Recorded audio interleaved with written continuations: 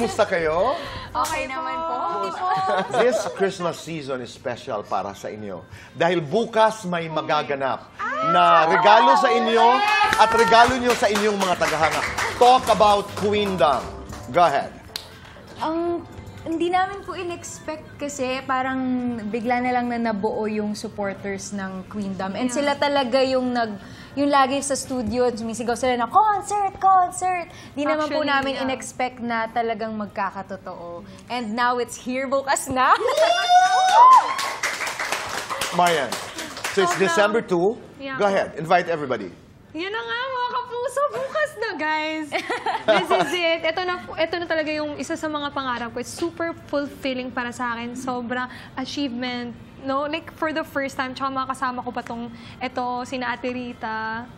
No? And Julian. San Jose and Jessica Villarubin. Of course. Dream come true. Grabe, sobrang excited. Hindi nga namin alam kung excited ba kami o sobrang kababatong nararamdaman namin. Hindi na namin malaman. Yes, pero make sure namin na talagang hindi kayo magsisisi. Bukas. Ano nga asahan namin? You will be entertained. Entertained. Tsaka feeling ko, uuwi sila sa bahay nila nang mararamdaman nilang proud sila sa Pinoy, sa talent ng Pinoy. Oh! Ganon. Ang ganda.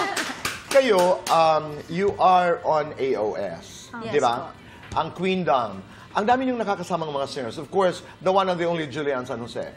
Nariyan si Rita. Nandiyan sa Acel. Di ba? Once in a while, Lani would join you. Yeah. Kayo, sa kapapanood, when you listen and when you watch, ito ngang mga seasoned artists and some of the best, ano ang inyong natututunan? Ano ang inyong natutunan?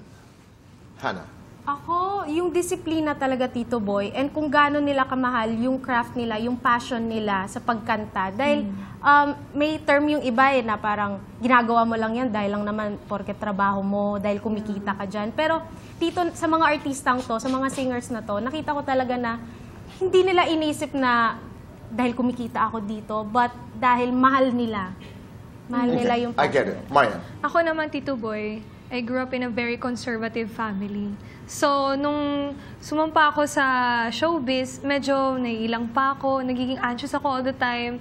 And then, of course, nandiyan si Ate Rita, Ate Julie, and si Ate A. Sinasabihan nila ako na, it's okay, napagdaanan din namin yun. Parang, huwag ka ma-left out kasi it's normal. Parang, aside sa mga technical sa pagkanta, binibigyan rin nila kami ng mga life advices. Kumbaga. Okay. Say I think for me, pinaka-important is singing with heart.